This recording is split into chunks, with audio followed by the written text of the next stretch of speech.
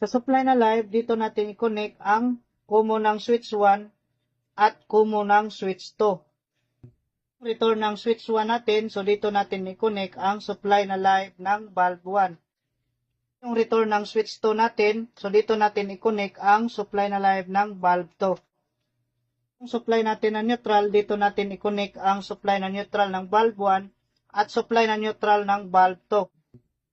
Una natin ang circuit breaker. I-on natin ang switch, dapat itong valve 1 ang iilaw. On. At kapag i-switch on natin ang switch 2, dapat itong valve 2 ang iilaw.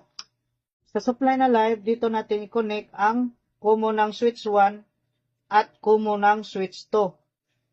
Return ng switch 1 natin, so dito natin i-connect ang supply na live ng valve 1. Yung return ng switch 2 natin, so dito natin i-connect ang supply na live ng valve 2.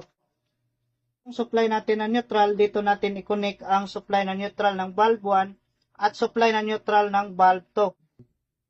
Una natin ang circuit breaker. I-on natin ang switch, dapat itong valve 1 ang iilaw. On. At kapag i-switch on natin ang switch 2, dapat itong valve 2 ang iilaw.